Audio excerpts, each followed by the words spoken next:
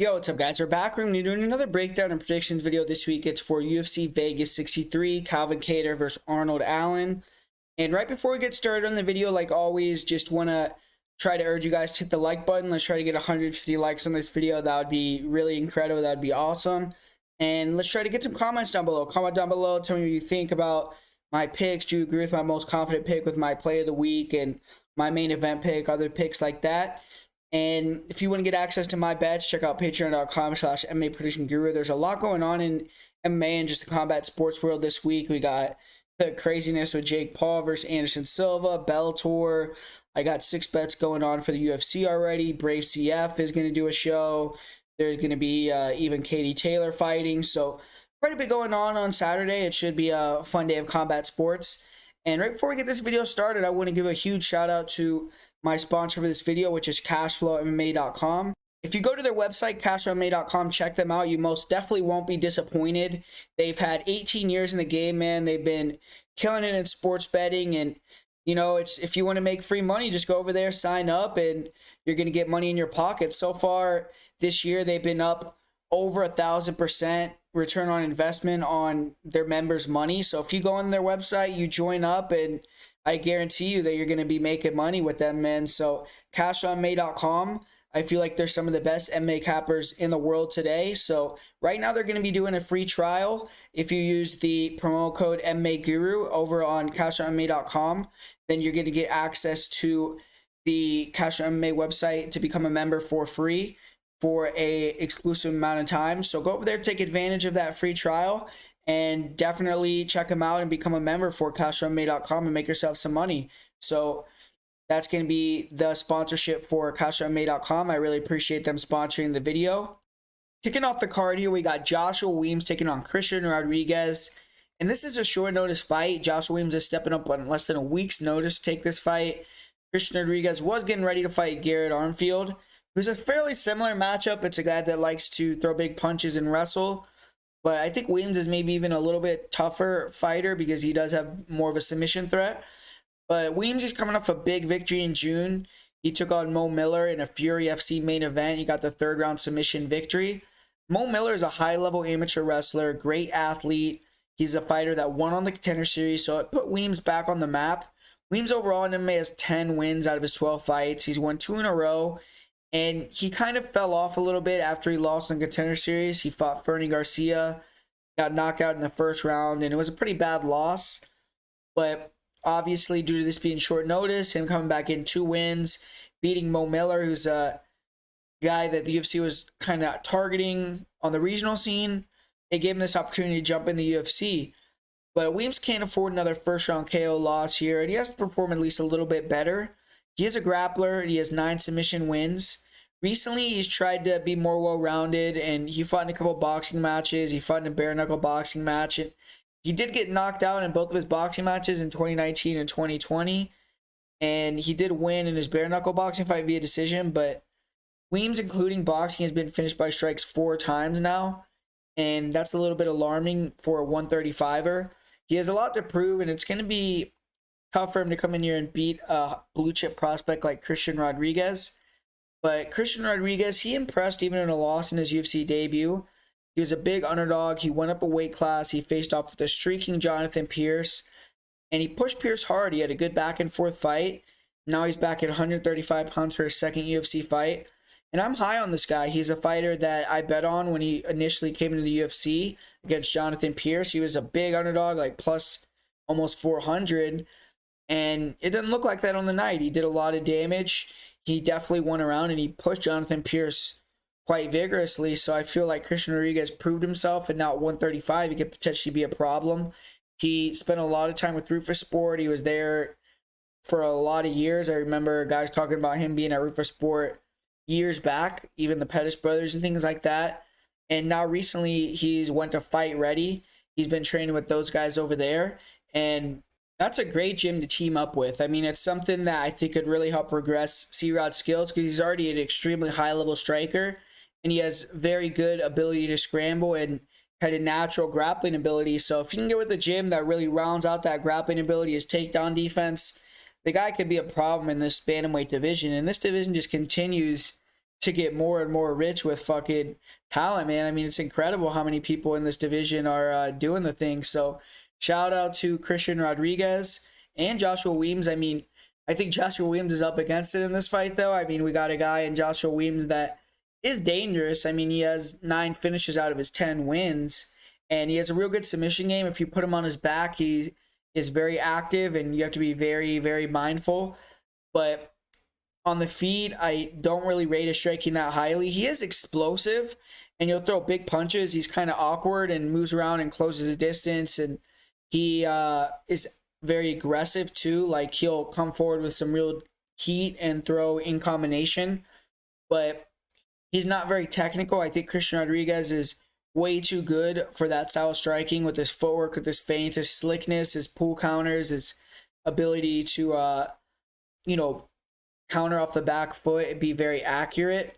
I think he could tear him apart. And Joshua Weems also, his chin, man, is just not there. I feel like he gets hurt very easily by punches. And if you look at the Fernie Garcia KO, it didn't seem like it was like a clean punch that landed and it knocked him out. So that to me was not a great sign, especially seeing him, be knocked out 4 times overall in his career.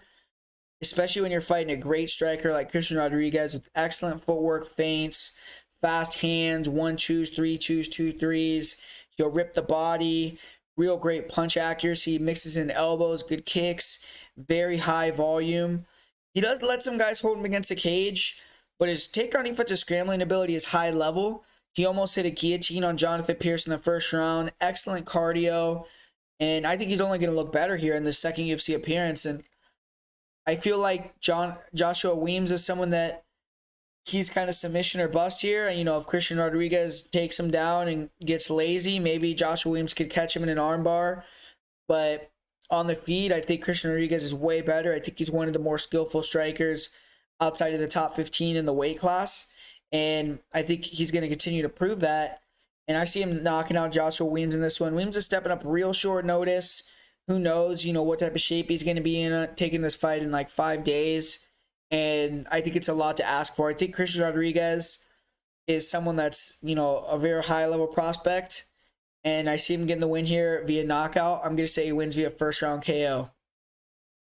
And here we have the big boys. We got Walder Cortes-Acosta taking on Jared Vanderaa in the heavyweight division.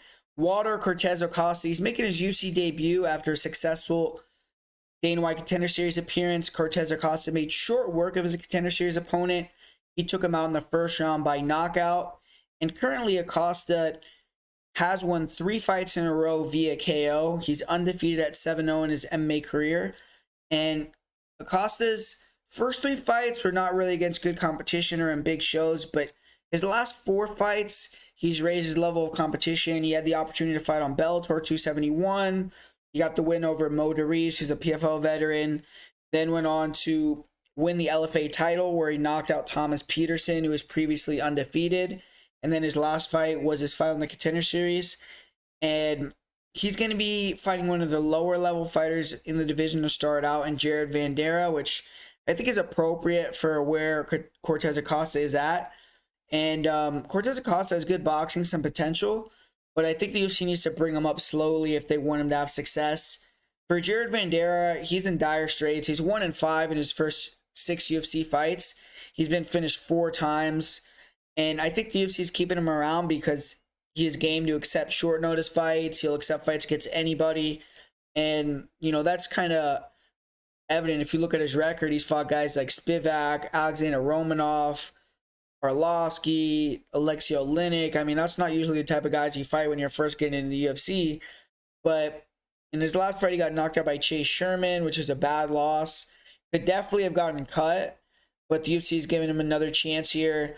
His one win in the UFC came against Justin Tafa, who, that's not a high-level win. I believe Tafa was 4-2 at the time that they fought. And Vanderaa's 12-9, so very up-and-down career. 4 losses in a row. And this is 100% a must-win. If he loses this fight, I don't see how he sticks around in the UFC. But with Waldo Cortes-Acosta, I see some people kind of trashing him this week. I see they're, not really liking his style. But I disagree with that. I think that he definitely has some potential. Like I said, I think you got to bring him up a little bit slowly. But he's young. He's 31 years old for the heavyweight division. He's big. He has some size, 6'4", 78-inch reach. Vanderaa is a big guy too, so Vanderaa is going to be the same height of a 2-inch reach advantage in this fight, but Cortez has pretty good size. He has great cardio. He has a good chin. He has good boxing, good speed. He throws a lot of volume, and he throws in combination. And, all those things for the heavyweight division are going to be a problem. I mean, another thing about Cortes-Acosta that he has is he has decent ability with his takedown defense too. So I think the guy has some potential. I think he could potentially be a good fighter. But right now, I mean, I think if he fought a high-level wrestler, he would get exposed, taken down, and controlled. And I think if he fought someone that, was a higher-level striker that could pressure him, mix it up, throw kicks, and things like that, they could beat Waldo. Because Waldo's still pretty one-dimensional with the boxing. And he will, he likes to get in the clinch too and dirty box and work some clinch takedowns. But he obviously, is way better on the feet. I feel like his last fight on the Contender Series, he looked better than ever. I don't know if that was more the opponent or it was him, but he was super confident. He was throwing some real nice combos, throwing heat. I mean, the guy for heavyweight has real nice hands. Good jab, sets things up really well off the jab. He'll go to the body to open up the head. He throws real nice straight shots. On the inside, he has good boxing combos too. And, I like him. I think he's a good prospect. With Jared Vanderaa, we got a guy that I definitely feel like the UFC is kind of trying to set up to get the win here. He's not really a threat to take down Waldo Cortes-Acosta. His defense is really porous. He's very hittable, and he's pretty slow. I mean, I think Cortes-Acosta is going to be there to land multi-punch combos on Vanderaa. And the thing about Vanderaa, though, is he does have a good chin. He has a high output. He can mix in some kicks, and he is down to strike. So Vanderaa is a guy that is going to test Cortes-Acosta in a way because he's not going to be an easy guy to take out. He's going to, potentially be able to land some leg kicks, so we're going to see how Cortes-Acosta deals with someone that could, have some threat with outside striking. But I think Acosta can even control in the clinch, maybe even get some offensive takedowns himself. I think he's the better grappler here, which is tough to say usually when you're watching a guy that's traditionally a boxer. But I just think Vanderaa is just real low level in that level of the game of MMA. And I think on the feet, Cortes-Acosta has better combos. He's much faster. And Vanderaa, he may have some success in some counters and, landing some kicks. But I feel like Acosta has shown me that he has a good enough chin to take some shots. And I think that he has the ability on the feet to really put on a show here, throw a lot of combinations, land clean, and look pretty good. So I'm going to say Acosta dominates the first round, lands a lot of combinations, and has Vanderaa hurt on several occasions. Then in the second round, he takes him out. So I got Acosta here. And if it wasn't a heavyweight division, I wouldn't be saying, he has a lot of potential or whatever. But I feel like he could maybe get into the top 15. I mean, we see guys that, like Justin Ledet, for instance, he had a jab, decent boxing, and he made it to the top 15 rankings at heavyweight. And I feel like Cortes-Acosta is a little bit more dynamic than Justin Ledet was, a little bit bigger too. And, another guy like Carlos Felipe, I feel like that's another guy, shorter, more compact, that has boxing skill. I feel like Cortes-Acosta, he has a little bit more than they do, and it's a similar style. So I think he could potentially, get into the bottom half of the top 10, 15 rankings. And I think Vanderaa is a good start, though. I think, avoid him fighting wrestlers, avoid him fighting good pressure fighters with power and things like that for now. And maybe you could progress him, later on. So I got Acosta here to get the win. And I'm going to say he wins by second round KO TKO. And in the co-main event here, we got a fight between two OGs. And it's a fun fight, good matchmaking. Both these guys are veterans. They've been in the UFC for a while. And both are still capable of putting on fun fights. Tim means he's more weathered than Max Griffin. He's been in the UFC since 2012. He has 25 UFC fights. He's fought 46 times total. And he's still competitive in the division, though. And his only losses in the last 3 years have come to top 15 fighters. For Tim Means, he beat guys right outside the top 15, too, like Nick Dalby, Mike Perry. And he's kind of that gatekeeper to the top 15, I feel like. Kevin Holland, who's new to the division, but was formerly ranked at middleweight, was able to dispatch Means and get ranked after beating him in Means' last fight. He dropped him and choked Means out. And previous to that, Means had won 3 wins in a row. But I would put Max Griffin a little notch ahead of the Dalbys, the Perrys, but not too far off. Max Griffin, he's been in the UFC since 2016, and he's not had as much success as Tim Means, but he's had a good run in his own right. In his recent fights, his last 3-4 fights, I feel like he's looked a lot better. His last fight, he lost to Neil Magny, who's been a fixture in that top 10, top 15 for years. But it was a split decision, so arguably Griffin could have won, and he looks pretty good. And previous to the Magny fight, Max Griffin defeated a legend in Carlos Condit. So his last two fights, I'd argue, are two of the best performances of Max Griffin's UFC career. Even in a loss to Magny, Griffin looked good. And at 36 years old, I think he's still in his prime. But Griffin, he's been in the UFC since 2016, like I said. So he's a veteran now, and he is starting to get a little bit more respect, I feel. The winner of this fight is probably going to get one more chance against ranked competition. So it's a pretty big fight for both guys. For Max Griffin, I think he's looked better than ever recently.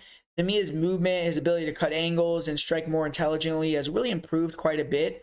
He's fast, he's light on his feet, he counter punches more now, whereas he used to be a brawler, and now his footwork is a lot better. I feel like he's fighting smarter, good feints, good jabs, good leg kicks. He's making fighters come to him more.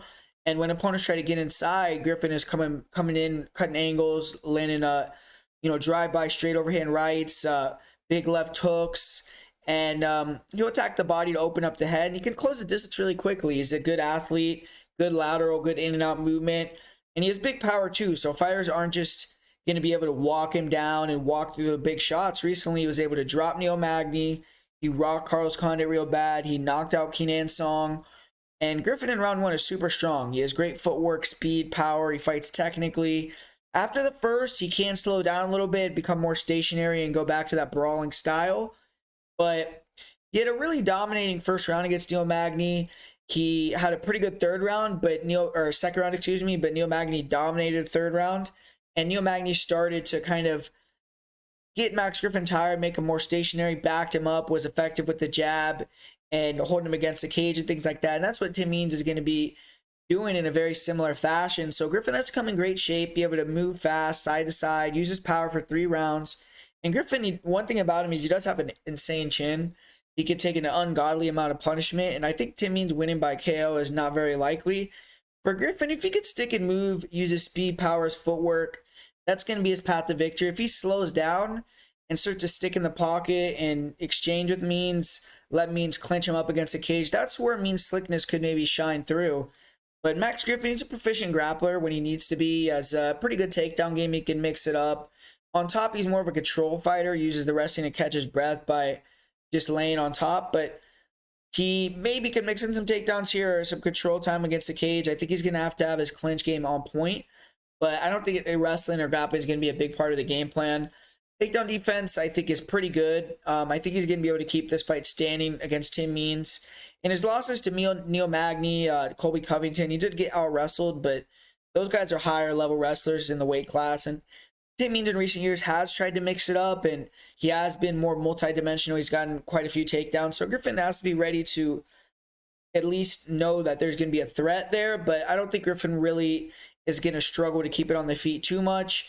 I think that the bigger battle for Griffin is going to be staying off the cage and not letting Tim Means get in that dirty boxing going, elbows going, and slowing Griffin down there. So Griffin needs to improve now in his cardio. He's definitely up his skill level on the feet, in my opinion, and he's proficient enough in the grappling. I think if he could be fast and sharp for 3 rounds, he could be ranked to me potentially.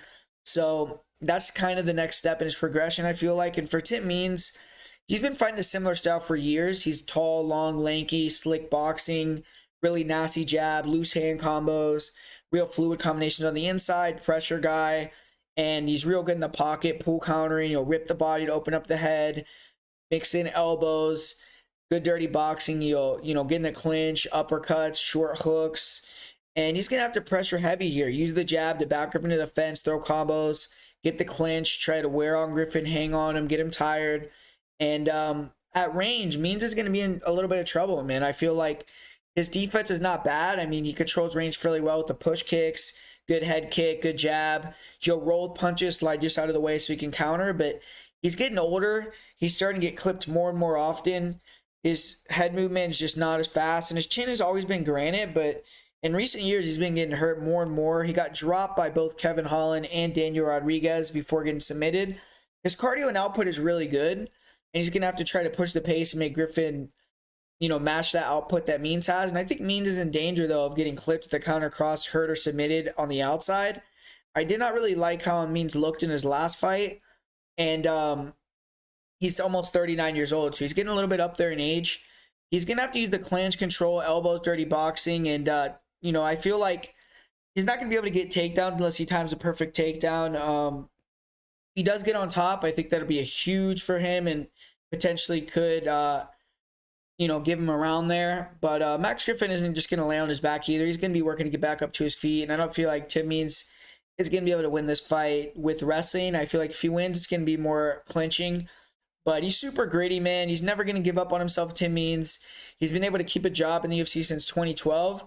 And he's only lost 2 fights in a row twice in his entire 25-fight UFC career. So usually he tends to bounce back after a loss. With Max Griffin, I feel like he's going to chop the legs of Means, try to land the counter across his body and to the head, use his speed and footwork and, land some big counters, get Means a little bit hesitant. And I feel like if Means can just keep that range, I think he could find that kill shot. And so I actually feel like Griffin's either going to win by first round knockout or by decision here. If he gets real tired and Tim Means is able to grind him out, then I think that's kind of going to be Tim Means' path to victory, dirty boxing, clinch grinding. But I'm going to say Griffin gets a first round knockout or, hurts him and snatches a guillotine, because we have seen now 3 times where Means gets hurt and then shoots in and gives up the neck. So Griffin hasn't had a submission since 2014. I don't think it's likely here. He only has 2 submission wins out of his 18 wins, but it's something to think about. If you want to take Griffin by KO, maybe just go inside the distance, because that is something that we've seen with Tim Means recently and throughout his whole career historically. But I just feel like Max Griffin is looking better, more athletic in recent years, and I feel like Tim Means is going to struggle with that footwork, the angles, and the power, the speed of Griffin. So I'm going to say Griffin gets a first round KO in this one and gets himself back on the map, And in the main event here, we got a really fun fight between 2 really, really good boxers, really good strikers. And Calvin Kattar, he's a little bit more established in that top 5 because he's fought a lot of those guys already. Whereas Arnold Allen, even though he's on a 9-fight win streak, he's 9-0 to start his UFC career. He's not really fought any of those top guys yet. His last 2 wins are impressive over Sadiq Yusuff and Dan Hooker. But Calvin Kattar is going to be his first opponent that's a true, bona fide top 5 guy at featherweight. And if Arnold Allen can get the win over Calvin Kattar, he's officially going to be in the mix for a title shot. I think he'll be 1 fight away and can get a number 1 contenders fight for his next fight. And Calvin Kattar, he is coming off that loss to Josh Emmett, but a lot of people thought that he won that fight. And it seems like the UFC potentially could be leaning in that direction as well, because it seems like they kind of left Josh Emmett out in the wilderness a little bit. They didn't really bring him up to me recently. I haven't heard him in talks to get an interim title fight or a title fight. For a little bit, there was that Calvin Kattar versus Yair Rodriguez versus Josh Emmett interim title clamor, but maybe that'll come back, but I haven't heard that in a little bit. And Calvin Kattar is getting, I don't know if you could say moved up, because he's fighting a guy that's lower than him in the rankings, but he's fighting a guy on a 9-fight win streak that if Calvin Kattar beats Arnold Allen, he's right there. I mean, I would say he's only 1 win away from a title shot as well. So even though Calvin Kattar has 2 losses out of his last 3 fights, he's still right there in the mix. But with Arnold Allen, man, that's super impressive to be 9-0 to start your UFC career.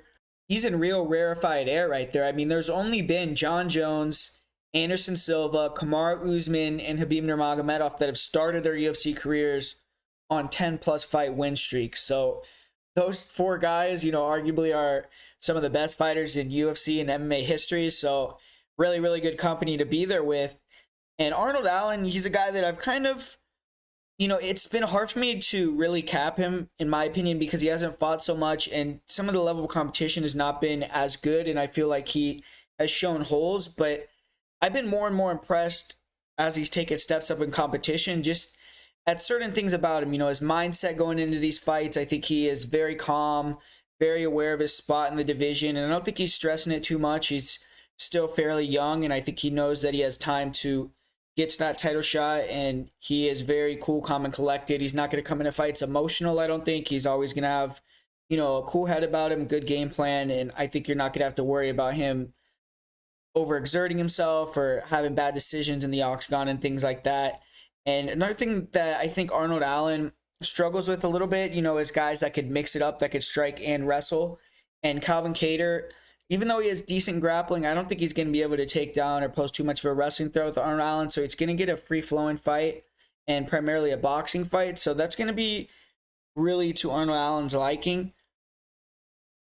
When you look at Allen, I mean, the guy has tremendous footwork, and his defense is pretty good. I mean, he has really good head movement, and he has a nice high guard. And sometimes he can be a little bit deceiving, in my opinion. He can look like he's in a vulnerable position, and he allows himself to get backed up or things like that. But his head movement is so subtle and awesome. And I mean, he just slips these shots by half an inch, stays right in position to counter, and he can land real clean shots. He's really proficient at finding the chin. That's something that he's really good at.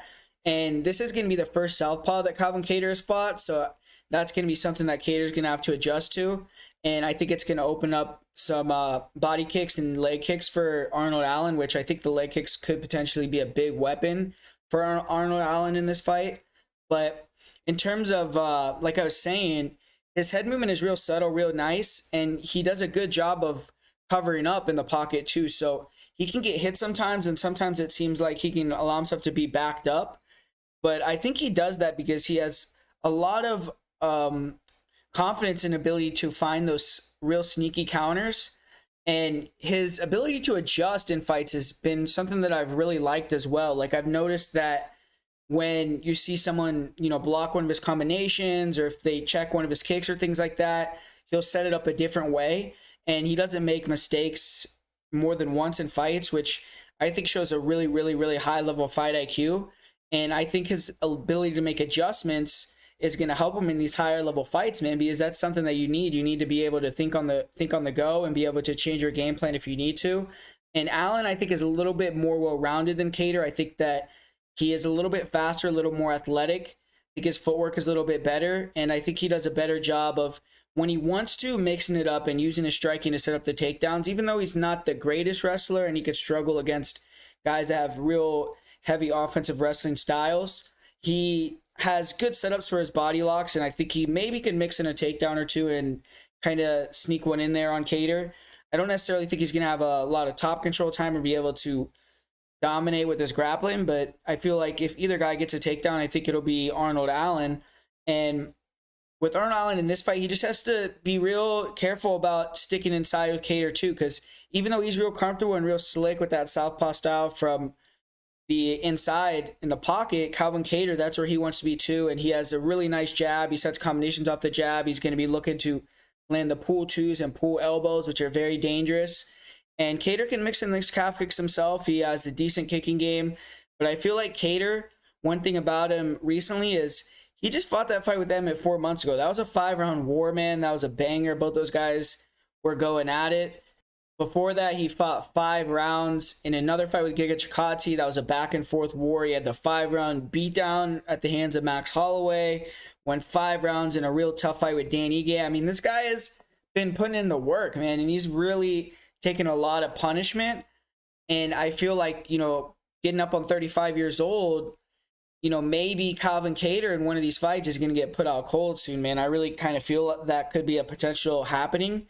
And I think that Arnold Allen, with the guy that's real slick, the guy that has good pressure, a guy that I think is not going to slow down in a 5-round fight, a guy that I think could match him in the pocket with his boxing and find the chin, a guy that's real fast with the counter crosses and can mix in some leg kicks. I think he can give Calvin Kattar a lot of issues. And he's not going to stand in front of Kattar, I don't believe. I think Arnold Allen is going to exchange with him in the pocket a little bit, but he's going to use a lot of footwork and he's going to use a lot of movement to pull Kattar into these counters, maybe even hit a couple takedowns, keep him off balanced.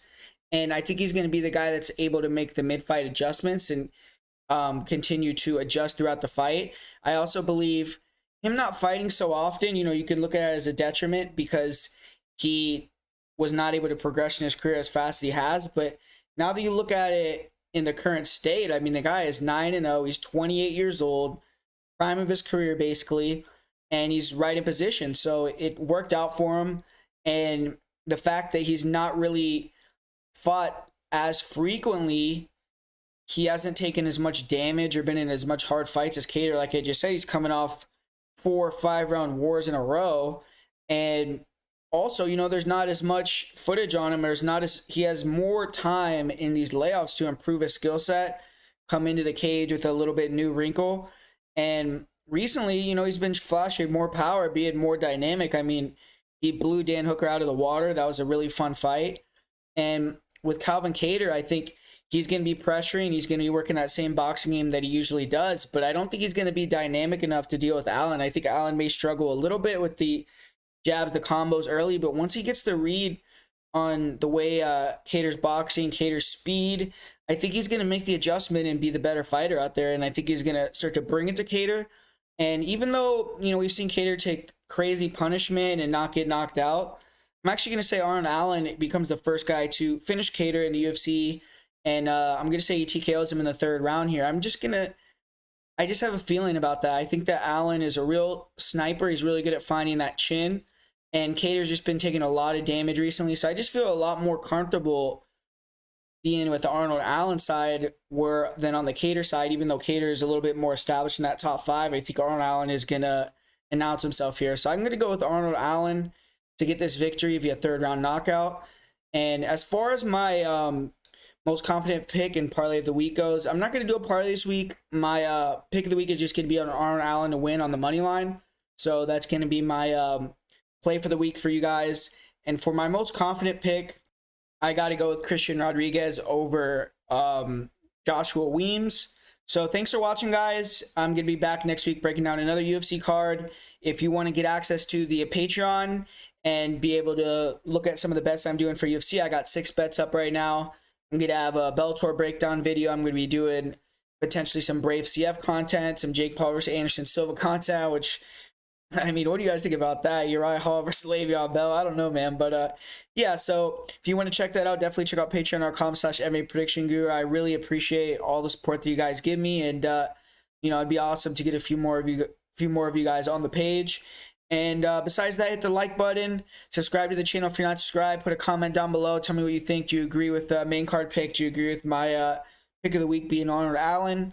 And if you do, let me know. If not, you know, tell me why you don't agree with it. But thanks for watching, guys, and I'll talk to you guys later.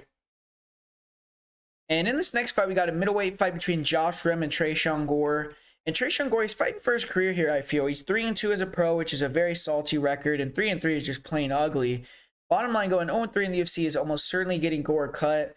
Tresean Gore has built up some goodwill because he got a sweet knockout on the Ultimate Fighter. He won 2 fights on the Ultimate Fighter to get to the finale, but it hasn't came together for him in the UFC yet. He lost his Ultimate Fighter finale fight to Brian Battle by decision. It was a lackluster performance, and then his second UFC fight, he got knocked out cold in the 1st round. And the man that knocked out Tresean Gore is Josh Fremd's training partner, Cody Brundage, who's been helping Fremd get ready for this fight.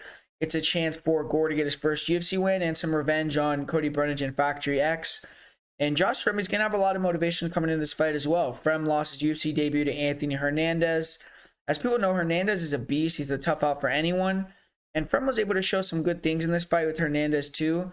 He did well. And before coming to the UFC, Fremd was able to make it to an LFA title shot. Unfortunately, he had to fight Gary Rodriguez, and it didn't end up well for him. But he has good experience outside the UFC and a lot more experience in comparison to Tresean Gore. Fremd has 4 times the pro fights that Gore has.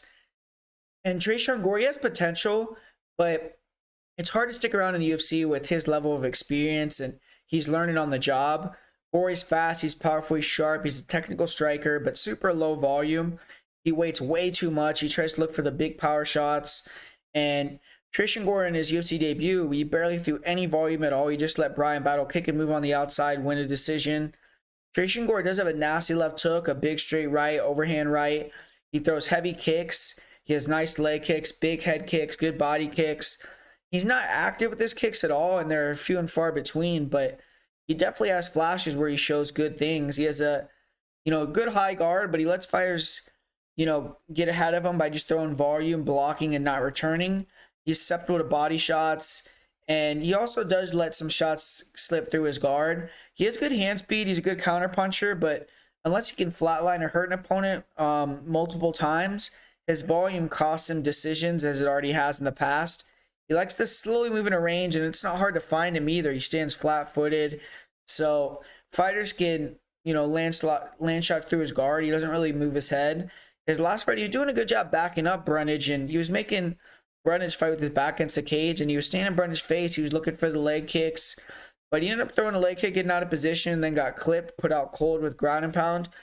And the shot that dropped him in the follow-up punches did not seem super powerful, so I questioned Gore's chin a little bit. And Gore did get knocked out, or he has good knockout power, but I feel like his power is a little bit overblown. He was able to drop Gilbert Urbina several times before taking him out, but as of now, that's his only finish with strikes. He has another TKO victory where he won due to doctor stoppage, but he hasn't been able to get those knockouts in his other fights. And Tresean Gore's wrestling, his grappling is not that great. It hasn't been tested too much. He is strong, athletic. He has solid balance. He's hard to take down. But I saw Brian Bow tire Gore out, hold him against the cage in the clinch, and he was also able to get Gore down briefly a couple times. Cody Brundage was able to get Gore down, but couldn't control him. He did hold Gore down, or hold Gore against the cage for a bit. Gore was able to show some decent offensive grappling. He did threaten with the guillotine, was forced battle to his back in the second round, and then was able to ride out the top position. And Gore on top isn't bad. He has good position awareness, ground and pound. He was able to hit a takedown early on battle in the third round, but he couldn't keep him down there. And, he was able to beat Ryder Newman, who's a high-level wrestler. But I haven't really seen how Gore could look when someone actually gets on top of him and is working from that top position. And Gore definitely slows down and forced to grapple. And I feel like Josh Fremd has the cardio advantage. Gore's only been a third round twice in his career, so he doesn't really have a lot of experience in long fights. His other decision wins have been split decisions, so both times he went 3 rounds, he could have lost. And Josh Fremd, he's a tall, long, rangy fighter. He's 6'4". He has a 1.5 inch reach advantage in this fight. Good job of pressuring and staying long. He has a nice jab, good check hook. He likes to attack with a jab or the 1-2 and then slip and return shots from his opponent, come with the counter left hook. He jabs to the body a lot, good leg kick, good round kicks, good front kicks to the body, to the head. And Fremd has power. He could shut the lights out. He does stand tall. He's a little bit hittable. He's also heavy on his lead leg, which seems him susceptible to leg kicks. But he's going to have to watch out mainly for that left hook and the leg kicks from Gore. That's really all he has to think about. And he's the more active striker. He throws a lot more volume.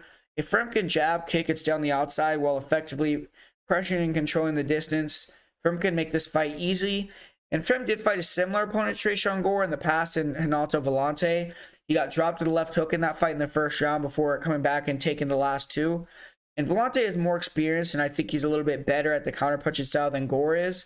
But he did give Fremd some issues, especially in round 1. Fremd is durable, though, and he keeps the pressure on. His cardio is good, and I think it's better than Gore's. And he's going to have the advantage in the volume, too. He isn't an offensive grappler in many fights, but Fremd can get body locks. He has an okay double. I haven't seen too much of his top game, really. He doesn't really seem like the most dangerous or best fighter from top position. If I'm Fremd, I definitely will look to try to get a couple takedowns, though. Just try to mix it up and get Gore thinking. And Fremd's defensive grappling is pretty good. He did get taken down 8 times against Anthony Rodriguez, so his UFC stats don't look good, but Anthony Rodriguez is an absolute beast, and Fremd showed a good ability to stick in the fight, get back up to his feet when taken down, and not quit. And he trains at elevation, so he's going to have, better cardio than almost everyone that he fights. And this is a fight where I feel like Josh Fremd is more well-rounded, bigger, he has more volume, he has the wider way of strikes, he has the superior grappling, he has more experience. Tresean Gore is knockout or bust in this fight. I think he's going to have to chop the legs and try to goad Fremd into a pocket war, try to land that big left hook of the right hand. And Fremd can be touched. He has been knocked out before. He got dropped in other fights. So if Gore can land clean, we have seen Fremd hurt. Fremd has power himself, and if he can land the counter left hook, I think he can get the knockout of his own. I trust Fremd's durability more as well. Overall, I have to pick Josh Fremd. I mean, I feel like he has advantage in almost every area here. And also he wins by TKO in the second round, landing a nice left hook that hurts Gore, and then Fremd finishes him off with the ground and pound. So give me Josh Fremd here to get the win via finish. And up next year, we have a really fun fight with Dustin Jacoby and Khalil Rountree, 2 strikers squaring off. And it should be a good clash of styles because even though they both like to keep it on their feet and strike, they have real different striking styles. Khalil Rountree, real explosive. Most of the time when he wins, it's going to be a knockout victory where he lands a clean shot and catches you and takes you out. He isn't necessarily known for being high volume. He isn't necessarily known for being super technical. He's known for, having real sick Muay Thai, real big power, being super aggressive, and coming out looking for that kill. When he lands clean, he is one of the best finishers in the division, and he just goes for it out there. And real explosive, dangerous guy, heavy leg kicks, good straight shots, good counter punches, very athletic. I feel like the athleticism that he has helps him win a lot of his fights, combined with that power. And, he's going to be looking to land that clean kill shot on Dustin Jacoby. But I don't think he's well-rounded as Jacoby. I think, Roundtree struggles in the clinch. I think Jacoby could dominate him in the clinch there. We've seen Johnny Walker knock out Jacoby with the clinch elbow. Or knock out Roundtree, excuse me. And Roundtree, he is dangerous in those close quarters. So it's always scary to be, in range with Roundtree when he can hit you. But if you can get him in that clinch against the cage, grind on him, you can really get him tired and wither away on that power. And you could land nice elbows, nice knees yourself. And I think Dustin Jacoby could definitely have a lot of success in the clinch against the cage. But Jacoby, he's going to be looking to work his own leg kicks and stay long, stay technical, use the jab, try to point fight on the outside. And I think using a lot of kicks on the outside, not really trying to engage in a war with Roundtree, using a jab, moving around is going to be what gets him the win here. We saw Roundtree in his fight, his last loss to Marcin Prachnio. Prachnio is, I believe, a real poor man's version of Dustin Jacoby, a guy that likes to throw a lot of kicks and move around and use his footwork and, evasive counter-striking. I think Jacoby is much more technical, much better with that style. And Roundtree, in that fight, he did get the knockdown, but he just couldn't keep up with the volume, ended up getting tired, and ended up losing that fight by decision. With Dustin Jacoby, I think it could be a similar thing where if he can't knock out Jacoby, then I don't really see how he's going to be able to match the technique ability and match that volume that Jacoby's going to throw out there. I think Jacoby could just start to pick him apart with the long strikes on the outside, with the kicks, with the jab, with the straight shots, and I think he can also mix in the clinch and be effective in the clinch as well. So I think Jacoby is actually going to be the superior fighter in this fight, well-rounded wise. But, the one thing that Khalil Rountree has is that big eraser, man. If he lands something clean with either a kick, with either hand, he has the power to put your lights out or change the tide of the fight. So Rountree is always a live underdog anytime that he's in the cage. But I think Dustin Jacoby is the side here. I think he's just too good in too many facets of the game. He's a real educated striker. And we did see Khalil Rountree go out there and knock out Gokhan Saki, who is also a former Glory guy and real high-level striker. But Dustin Jacoby isn't as washed as Gokhan was. Gokhan had a lot of injuries, and he had retired from kickboxing. Dustin Jacoby, I think, is still relatively in his prime. And Dustin Jacoby is extremely hard to finish with strikes. He's only gotten knocked out by Alex Pereira. So, that's definitely saying something with the amount of guys that he's been in the cage with, and just Jacoby has fought some of the best strikers. So I think Jacoby is going to be able to get the win in this one by decision, just by working his usual point fighting style.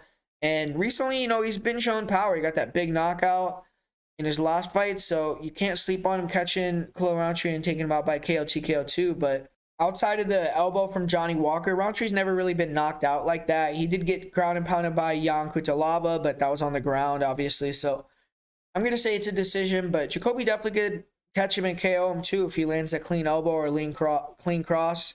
And I got to go with Jacoby as the pick. For this next one, we got a fight that I think could go either way here with Phil Hawes and Roman Dolidze. Phil Hawes, he bounced back from his loss to Chris Curtis. He got a dominant victory over Duran win, finished him in the second round. At 4-1 in the UFC, Hawes is close to being ranked. A win over Roman Dolidze may be his ticket to the rankings. And Roman Dolidze, he's looking at Phil Hawes the same way. Hawes is a slight favorite, but Roman Dolidze is also 4-1 in the UFC, and if he can get the win, he could maybe be ranked. He's 2-1 since dropping down 185 pounds. The loss that he had the first time he attempted to drop the weight to Trevin Giles was a close loss that he could have won as well. And then he got a boring decision win over Laureano Staropoli, which left a lot more questions than answers. I wasn't really sure where to put the leads in the division after that fight, but he made it clear he is, an upper echelon guy, at least that top 20, top 25, maybe even top 15 rankings type of guy because he took out Kyle Dawkins, who's also a young fighter looking to break into the rankings, and he knocked him out really quick in a little bit over a minute. And a win over Phil Hawes, I believe, will definitely earn him a whole high-profile fight next. And Phil Hawes is a solid fighter. He has a blend of technical offensive striking, speed, power. He has elite wrestling. On the feet, Hawes has gotten way more refined technical with his offense.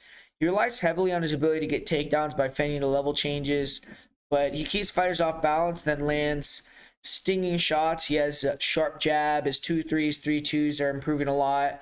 He gets from point A to point B with very little fat, very little wasted movement, and he's good at ripping the body. He stays in the body diligently. Isn't a combination puncher, though, and when fighters can pressure him, he is hittable. He's uncomfortable. Hawes likes to be all the way in or all the way out. He likes to maintain distance with his hands, with his kicks, and keep fighters on the outside. Throws some powerful kicks as well. He has heavy leg kicks, nice front kicks up the middle. In his last fight, in terms of striking, it was a good matchup for Hawes because he had a massive reach and speed advantage, and Hawes likes to pull counter, and he's pretty good at it. He was able to pull counter with hooks, pull counter with elbows. He was able to land jabs, land kicks, and really just dominated, draw and win on the feet. Hawes' chin, though, is very questionable. He has bad reactions getting hit. You see him almost freeze up. And against a heavy hitter like Roman Dolidze, Hawes has to be really careful and really mindful in this fight. I think he's going to want to use his striking to catch Roman Dolidze as he's coming in, back him up, control range. He doesn't want to get in a dirty fight on on the inside with high volume. Like I said, he wants to keep Roman Dolidze all the way out, and then if Dolidze wants to get inside, clinch him against the cage and try to take him down potentially. Phil Hawes is an exceptional wrestler. He has a really good amateur wrestling career and has transferred well into MMA. I don't think Hawes is the most overwhelming wrestler in the world, but he's a much better wrestler than most of his opponents, and he's big, explosive, powerful. He can grind opponents to dirt against the cage, and he's also pretty good with the double leg. When Hawes gets on top, he has good top control, but isn't really that active or dangerous. And against a fighter like Roman Dolidze with a very good no-gi jiu-jitsu background, good leg attacks, I don't know if Hawes is going to want to tangle on the ground. Cardio-wise, Hawes has corrected it, it seems. He has good cardio. I think Hawes is still a bit of a front runner. I don't trust him if he has to come back in a fight or if he has to make adjustments. This is a tough matchup on paper for Hawes because he's fighting someone who's going to give him something to think about in the grappling and be tough to hold down, who's a good counter puncher, and he's going to be looking to exploit the bad defense of Hawes and has power. Hawes should use a lot of kicks in this fight, in my opinion. Try to keep the range, stick on the outside, and then time the clinch, try to stall it out against the cage. For Roman Dolidze, he's a powerful counter puncher. On the feet, he likes to stay on the outside, let fighters come to him. He likes to switch stances, pretty good kicking game. There's some hard leg kicks, body kicks with both legs. In his fight with Cody Sebergimov, he landed a nice head kick KO, and his head kicks are tricky. And Dolidze has big counter and power hooks. When fighters close the distance on him, he just spams those counter hooks, and he can land a big left hook, big right hook, or combinations of hooks on Hawes. I think you could easily knock him out. Roman Dolidze is also good at getting that chest lock against the cage, big knees to the body, to the head. His last fight, he got that position, then landed a big knee on the inside to the head of Kyle Dawkins that knocked him out. And volume-wise, Dolidze is not going to be able to match the volume of Hawes. When Dolidze throws, he's going to have to make it count. And he did drop Kyle Dawkins one of the first punches he threw. Took him out with a knee against the cage. And I would advise Dolidze come out that same way. Fast in this fight, pressure, look to go for the kill from the start. And Roman Dolidze has not fought a wrestler yet in the UFC. He did fight Kyle Dawkins, but we didn't really get to see how that played out. And every time he has been taken down so far in UFC career, he's gone to the leg lock to try to either finish with a submission or sweep to top position. And he has decent wrestling offensively. I don't really think he's going to be able to take down Phil Hawes, but if he can, I think he'll have a big advantage on top. And he is good at timing the takedowns, and even if he can't get them, using it to get the body lock, circling in the back in that chest lock, and just riding fighters out in that resting right position, mat returning them. I don't know if he's going to be that effective with his offensive wrestling against Phil Hawes. The question is going to be if Phil Hawes wants to take down Dolidze. Dolidze, when he gets taken down, is going to be very active with the 50-50 and try to create those leg entanglements. And I don't know if Phil Hawes necessarily knows what he's doing in those situations. But Dolidze in the past has made dumb mistakes on the ground. He's dropped back for leg locks in top position and gave up the position and ended up losing the round. He had a close fight to Trevin Giles where attacking a leg lock in the second round allowed Trevin Giles to get off a lot of ground and pound, and that kind of swayed the judges to pick him and give the damage the nod over the submission attempt. Cardio-wise, Dolidze can slow down a little bit later in the fights as well, so I think that coming out fast early will be a smart thing to do because, you know, both these guys tend to gas, so whoever wins the earlier rounds, I think, is going to be the guy that probably wins the fight or gets the finish. Phil Hawes is not going to push a crazy pace or anything, so I don't really see Dolidze gassing out even if he does go long. And this is a fight where I think Phil Hawes has a speed advantage, and I also think he's more technical. He throws sharper shots. I think his jab, his leg kick could be effective, and he's going to need to stay sharp, and maybe the knockout will materialize if we don't push the issue. Dolidze is going to have to try to land the counter punches, and I feel like should try to invite a grappling match. It's going to be hard for Dolidze to get the takedowns, but if he can push, he may be able to get Hawes a bit tired and then time a takedown after Hawes isn't really ready for it. And this fight, like a lot of Phil Hawes losses, though, I think he's going to be looking good and then get caught and get finished. I just don't think that he's going to be able to take the power when Dolidze lands, and Dolidze doesn't really land many clean hooks to hurt Hawes. I don't think Hawes is going to be able to take down Dolidze and stall the fight out that way. So I think it's going to be more striking, and I think Hawes is just going to end up getting clipped. So I'm going to say Dolidze wins via first round TKO. And this next one, we got a heavyweight fight between Andrei Arlovski and Marcos Rogelio de Lima. And one interesting thing about this fight is both these guys do train at American Top Team. And I don't know if they trained together before or anything like that, but there is potential that these guys will spar each other and know a little bit about each other's styles. It seems from social media that they're both still training at American Top Team for this fight as well. So I don't know how they're quite doing that in terms of when one guy's showing up and when the other guy's showing up, or if they're seeing each other's training. I have no idea. But one thing, I mean, when I first saw this matchup, I was thinking, you know, okay, Andrei Arlovski plus money. We got him against a guy in de Lima that we know is a gasser. He gets tired after the first round. And maybe it's a good spot for Arlovski to go in there and squeak another decision. But, man, I watched his last fight with him versus Jay Collier, and that was rough, man. I mean, I felt like Andrei looked horrible in that fight. I mean, I'm not trying to disparage him, but I did not think he had a good performance in that fight. He looks really slow. I thought it was one of his worst performances I've seen him have in a long time.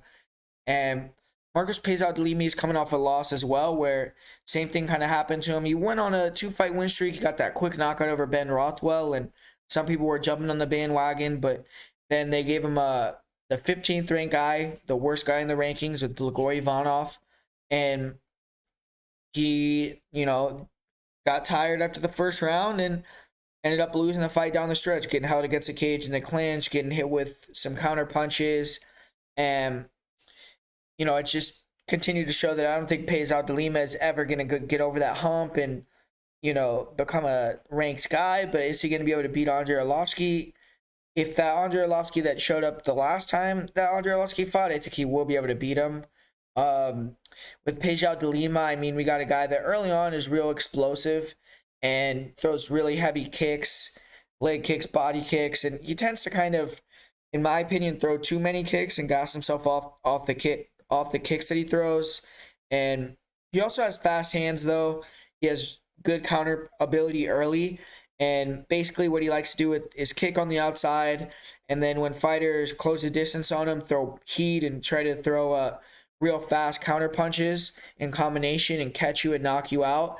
So if you could feint, draw out those counters, and then go after Peizao goes, you can get him out of position and counter him. You can get him tired by making him miss and throwing a lot of explosive action that doesn't result in anything for him. And that's when he can start to go downhill. And Peizao, you know, in his fights he's been able to win by decision. Most of the time, it's fights where he's fighting guys that are really bad grapplers, and he's able to stall the fight out a lot by holding him against the cage or taking him down and laying on top of him and minimal damage on top. When he gets on top, de Lima is essentially just looking to control the fight and win on points. He's not really looking to get the finish or anything like that. Even against Maurice Green, he just held him down for 3 straight rounds and took that decision. One thing about Lima, though, is he does tend to get tired, force the grappling, and then get submitted. That's happened to him quite a few times in the UFC. He's actually been submitted in all of his UFC losses, I believe, besides his last fight with Blagoy Ivanov. With Arlovski, I mean, I don't really think there's going to be a threat of a submission there. But Arlovski, I mean, what he's going to have to do in this fight is pretty obvious. He's going to have to stick and move, use a lot of feints to try to open Pezal up and then counter him and try to get Pezal tired and, work your jab, straight shots, and just try to keep the distance. And once he gets tired, then you could pick it up and start to take over the fight.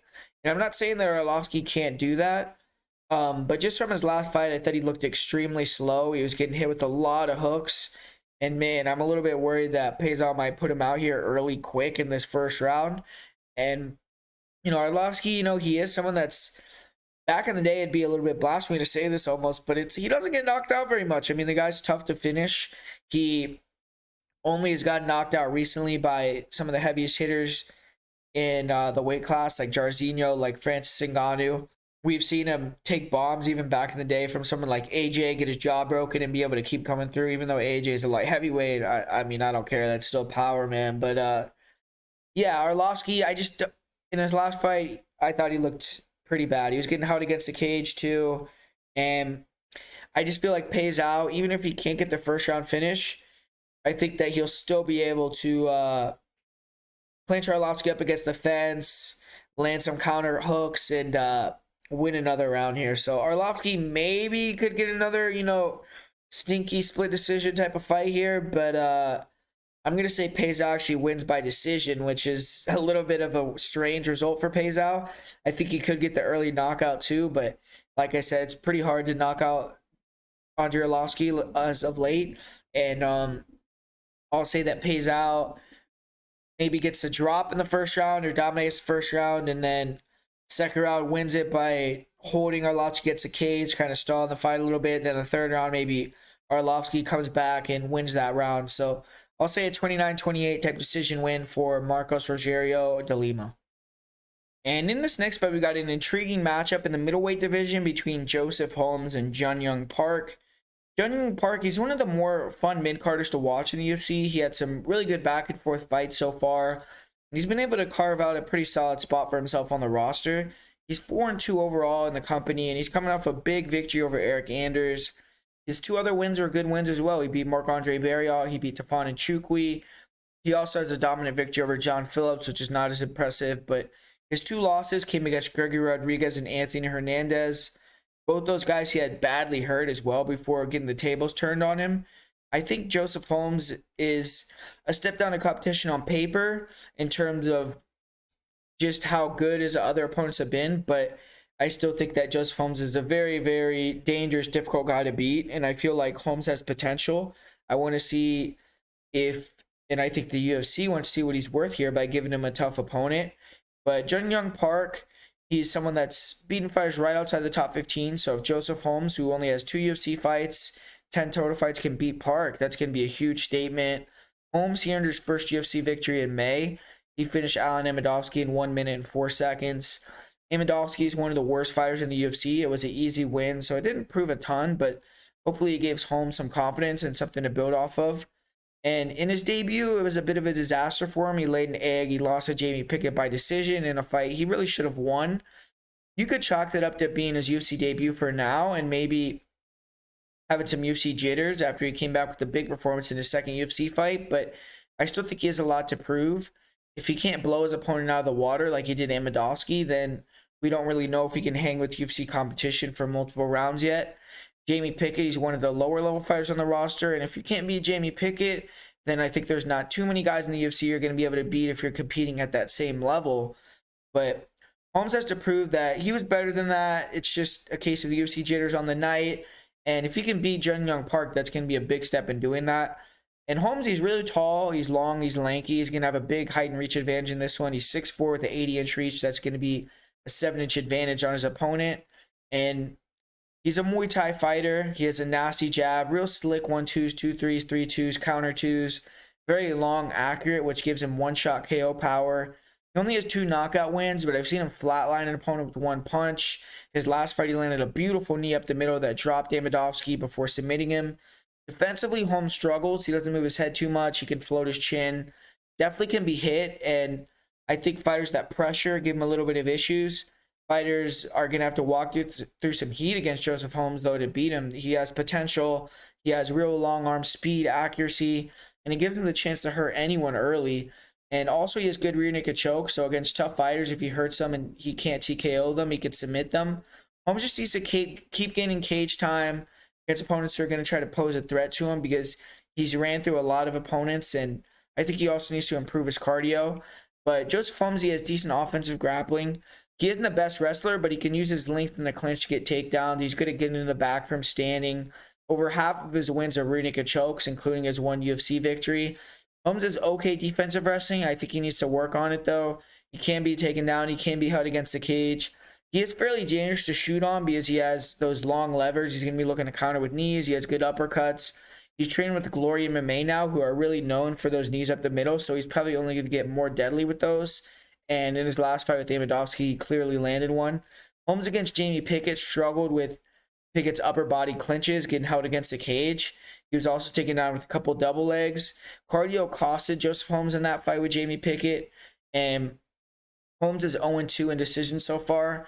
He's not won a fight that went to the 3rd round. So there are some question marks surrounding him.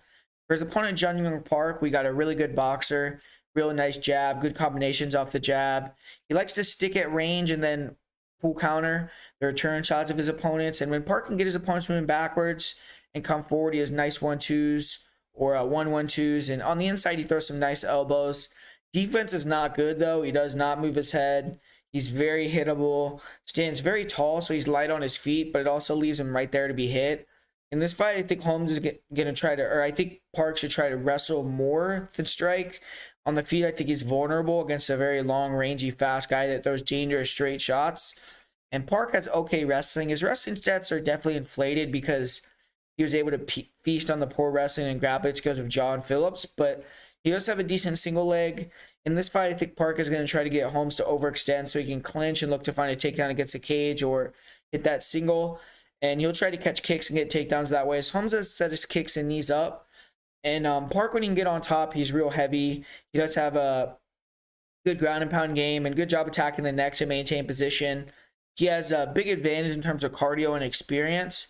And I think he should try to push a high pace and break Joe Holmes. He has real good conditioning. And I think early in the fight, Park is going to have to be careful. He's going to have to respect the dangerous factor that Joseph Holmes has. And Park doesn't have the greatest defense. He also likes to stay at range, which in this fight, I don't know if he's going to be able to do that. Holmes is fast. He snipes straight shots. If he can get his range early, it could be a quick night for Park. Park has to get the jab established. He has to pressure in this fight. He has to get inside, try to make it more of a grappling match. The longer Park can extend the fight, the better it's going to get for him, I believe. And, I feel like if he can get into the 3rd round, he'll probably win the fight. But this should be a good fight. Even though Joseph Holmes lost to Jamie Pickett, I'm not going to get off the bandwagon just yet. I was high on him before he got to the UFC. I think he still has potential. On paper, this is a pretty good matchup for Holmes. He's getting a fighter who's going to be willing to sit at range with him, not the fastest or most explosive fighter, which Holmes can struggle with a bit. Holmes does have to worry about the wrestling threat, but Park isn't a D1 wrestler or anything. We just saw him get out-grappled by Eric Anders in his last fight. And to beat Jung Park is not going to be easy. Park is going to have to risk it to win this fight. I think he's going to have to be a little bit more active, a little bit more aggressive, and try to get in the pocket, land elbows, land counter hooks, and be more of a wrestler too. If he could make it a real high-paced, kinetic fight, there's a chance that he could start to take over and break Joseph Holmes. But, I did see Park, he tends to try to get it right back when he gets hurt, and he likes to brawl. And against Joseph Holmes, I think that could be a bad decision if he gets hurt and tries to brawl with a real clean puncher. We saw him against Gregory Rodriguez. He got hurt, decided to brawl with Rodriguez, and got put out cold. He early in that fight against Rodriguez also got taken down. He got his back taken. And even though I don't think Joseph Holmes is on the level of grappling that Gregory Rodriguez is, it is something to look at that Jun Park gives his back, because that is Joseph Holmes' position. I think, I'm going to go with Joseph Holmes in this one. I'm not super confident, but ultimately, I think that the guy has a lot of potential. And I was high on him before he joined the UFC. He had a bad, lackluster performance in his UFC debut. And I think that's why his odds are where they're at now after even having a really good performance in his second UFC fight. People are still not sold on him yet. But I think this is a good buy low spot for Joseph Holmes potentially, where you could get him at decent odds, plus 200, or good odds, obviously, and maybe, not get that coming forward after you see Holmes do really well against a guy like Jun Young Park, who is rated highly. I think Holmes is either going to land a big power cross or knee a knockout Park, or drop it, submit him with the rear naked choke. So I got to go with Joseph Holmes. I'm going to say he wins via first round submission. Up next here, we got a fan favorite, Chase Hooper. He's going to be taking on Steve Garcia. And Chase Hooper, now at 23 years old, it looks like he's coming into his own. His last fight, he had a fantastic performance, the best of his career. He went in there, he fought a tough, rugged Brazilian Jiu-Jitsu black belt and Judo black belt, and Hooper broke him and finished him in the third round. He was able to show that he's filling out his frame. He's starting to look better physically, getting stronger. And he's had 5 UFC fights at this point. He's 3-2 in those 5 fights. So he's proven that he's UFC caliber. And if he can win on Saturday, it's going to be his first 2-fight win streak in the UFC. He's going to be starting to, look more like a UFC fighter, and maybe he can start to go on a run. And for Steve Garcia, he is Chase Hooper's opponent here. He's potentially fighting for his job. He's 1-2 in 3 UFC fights so far. He's coming off a loss at UFC 275. His lone win in the UFC came against Charlie Ontiveros, who's low level. He has another decision loss to Luis Pena in his debut, and that was up at 155 pounds. All of his fights actually in the UFC so far have been at 155. He's going to be dropping back down to 145, where he did fight throughout his career. He actually even fought at 135 pounds. But the last time that Garcia tried to make 145, he missed weight against Chepo Mariscal. He got the win, but it is a little bit questionable to me whether he's going to make weight or not here. And we'll see how he does. But Steven Peterson, he's getting fed to Chase Hooper here as a fighter the UFC wants to lose, quite obviously, if you ask me. If you look at Steve Garcia's record, he has multiple losses to tall, lanky grapplers already. He lost a decision to Ricky Turcios. He got tapped out by a long cruise with a rear naked choke. He got grinded out, gave his back at all 3 rounds to Luis Pena. And Chase Hooper is the best grappler that Garcia has ever fought in his career outside of Joe Warren, I would say. And Joe Warren, even though he's an elite grappler, he's more of a wrestling-heavy style. And, Chase Hooper is also a very long and lanky individual. And with Steve Garcia, he's definitely kill or be killed, very reckless. And he just comes forward and swings real wild to close the distance. And he will throw some spinning elbows. He has pretty good power in his hands. So early on, he's going to be switching stances, looking to come in with that double, triple jab and try to land the big right hand or big left hand and take out Hooper, maybe land a big spinning back fist or some big elbows on the inside. But his defense is really bad himself. I don't think in this fight he's going to have to worry about getting dropped or getting outstruck by a guy like Chase Hooper. But Chase Hooper, one thing we do know about him is he's very durable. He's willing to take punishment to get inside and then create those kind of scrambles, or even end up on his back where he could pull guard and then create a sweep. And he has no problem just getting connected and making it a grappling match. Even though he doesn't have the best wrestling, he can kind of get a hold of you, use his long frame to get in an awkward position and then win those positions with his jiu-jitsu ability. And Chase Hooper, he sometimes can struggle to get it to the ground, but in this fight with Steve Garcia, we got a guy in Garcia that is okay wrestling, but all of that jumping, all of his spinning attacks, and just being real chaotic, closing distance, it allows guys to take him down. Off balance himself sometimes, then up on his back. And I think Chase Hooper is going to be able to get this fight to the ground. And when it gets there, I just don't know how Steve Garcia is going to not expose his back and let Chase Hooper get the back. I've seen Steve Garcia give his back to much lesser grapplers over and over. Seems like he has no ability to get out of the back mount. He doesn't know what he's doing when he gets there. He has decent submission defense from there, just because he stays totally safe and just tries to be 100% defensive. But, I feel like Chase Hooper definitely could even finish him if he can open him up with ground and pound like he was showing against his last opponent. And I don't feel like Steve Garcia, outside of a first round knockout, really has much of a chance to win. He's going to come out quick and he's going to come out hard. So If he does catch Hooper and take him out early, then that's his path to victory. But Chase Hooper, he's never been finished by strikes, and he's a very durable guy. He's a guy that can take a lot of punishment. And I don't see Steve Garcia just coming in here and running him over in quick succession. So I'm going to say Chase Hooper ends up getting a second round TKO with ground and pound or a rear naked choke submission. I think he'll use the first round to wear down Steve Garcia a little bit, get him down earlier in the second, and get the finish. So Chase Hooper for me is kind of getting set up to get this win here, and I think he's going to get the job done, get 2 wins in a row in UFC, and then after he gets this win over Steve Garcia, we can maybe start testing him against a little bit better competition. In the first fight of the night here, we have a battle in the flyweight division between Cody Durden and Carlos Mota. And Cody Durden, he's been up and down in the UFC, has shown flashes, but hasn't strung 2 wins in a row together yet. Durden, he's been facing stellar competition, no doubt. He debuted up a weight class against Chris Gutierrez, went to a draw in that fight, which was pretty impressive. His second UFC fight, Durden got submitted in the first round by Jimmy Flick. He was dominating the fight, and then Jimmy Flick caught him in a flying triangle. And Durden bounced back. He got a controversial decision victory over Iori Kulang, but then he faltered. He lost in 58 seconds to Muhammad Makayev. He was able to bounce back and pick up a win in his last fight with a knockout in 1 minute and 8 seconds. So he's on a high right now. And he's game for sure because he's jumping in on short notice to fight originally on this card against Klidson Rodriguez. And then Rodriguez pulled out. Carlos Mota came in, and Durden decided to stay on the card. And Carlos Mota, he's no joke. He's an 8-1 fighter. He's been sharpening his craft in the LFA recently. He went 4-1 in the LFA with his one loss beat to Charles Johnson in an LFA title fight. And in his last fight, he actually claimed the LFA title himself. So Mota's last fight, it was actually August 26th, so it's pretty recently.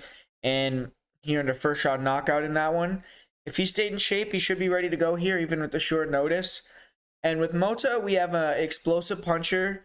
He is fast. He throws a lot of jabs to the body and jabs to the head to try to open up his big power punch combinations. He basically tries to use the jab to get fighters to throw at him so he can pull counter in return. He's a good body puncher. And you'll throw heavy leg kicks, good body kicks, head kicks, always pressuring. He tries to cut the cage off with stand switches. But he doesn't like to go first too much. He likes to counter punch, and that can make fights fizz really close. He's also there to be hit, both with leg kicks, straight punches, and overhands. Doesn't move his head very much. And he has fast hands, but he doesn't have the fastest feet. So sometimes fighters can stick and move on him and not give him that pocket fight that he wants. And Mota can get out volumed a little bit. But Mota has shown big power. I mean, his last fight, he absolutely flatlined a guy with one punch. And he definitely is someone you can't mess with in the octagon. You have to be definitely respectful of his power. But Mota has to be the same with Cody Durden. Cody Durden, in my opinion, has underrated power. I've seen him obviously get that knockout in the first round of his last fight, but drop other guys, hurt other fighters, and he has power for 125 in his own right. And Carlos Mota, he's not really fought a high-level wrestler yet. He showed good takedown defense, but he did get taken down against Charles Johnson a few times. It was more the later rounds when he got more tired. Early on, he definitely is very explosive, and you could tell has a good sprawl, hard to take down. But Durden is definitely going to be looking to shoot early and often, try to get Mota to overextend so he can shoot the double. And Mota needs to figure out how to up his volume in this fight, but stay disciplined at the same time. He can't let Durden move around, throw leg kicks, overhands, and then get him frustrated so he overextends and then hit a double. And Mota is explosive. Like I said, he has good get-ups when he does get taken down. So he's going to be hard to hold down early, even if he does get put on his back. But if Durden can stick to the grind, he can start to hold him down effectively, potentially as the fight goes on. And Mota, if he can't reverse takedown or create a scramble, get on top. He is heavy on top. He has good ground and pound. He showed that in the past. He will attack submissions, but most of the time his submissions are off of his back. They're not in the top position, and they're more to create a scramble to get back up to his feet. He hasn't gotten a submission win yet as a pro. He is a big guy for 125, so I think making weight on short notice could be an issue for him, especially having to travel from Brazil to the U.S. on short notice too. But with Cody Durden as opponent, he's going to be taking on an aggressive, relentless wrestler with a good double leg, good wrestling against the cage, solid clinch control, nice elbows, good ground and pound, good back takes. I think his striking is a little sloppy, but he's hard to hit. He has good in and out movement. He can switch stances, heavy leg kicks. He has a good jab, good uppercut. He likes to throw decent pull counters, good hook overhead combinations to close the distance. And he has power in his hands. Like I said, he's tough. He pushes the pace. He can slow down a little bit, but he has a lot of first shot finishes, so he definitely is someone that starts fast and then can kind of fizzle out. But I think in this fight, he might be able to match the cardio of Mota, who's coming in on short notice. And Durden, I think he needs to wrestle here early and try to get Mota thinking that he's going to be a wrestling heavy fight, and then open up the leg kicks and the overhands. And I'm going to pick Cody Durden here. I think he has the wrestling edge, the footwork edge. I think that Durden is going to be able to move around and use that evasive movement, counter crosses, counter overhands, leg kicks, I think are going to be effective. I think he's going to frustrate Mota by not giving Mota that war, brawl, pocket fight that he wants. And Mota's going to want to try to get inside, and I think he's going to overextend, start making mistakes that get him put against the cage and taken down. If he can get inside and start to rip the body, look to get more exchanges with Durden, get him tired, then I think he could potentially get Durden out of there and break him down the stretch. But Durden has a really good chin. His stock to me is a little bit undervalued because he had that really bad performance against Muhammad Makayev, and that was after he was talking a lot of crap and trying to really hype the fight, so I think it didn't look good in a lot of fans' eyes. But I think Durden is underrated, and if Mota had a full camp, then I would be more inclined to go with him. But with the style of fight that I think he needs to implement to win, he has to be tuned up, he has to be in great shape. I think the short notice weight cut will be a lot, and I'm going to pick Durden to win in a competitive decision here.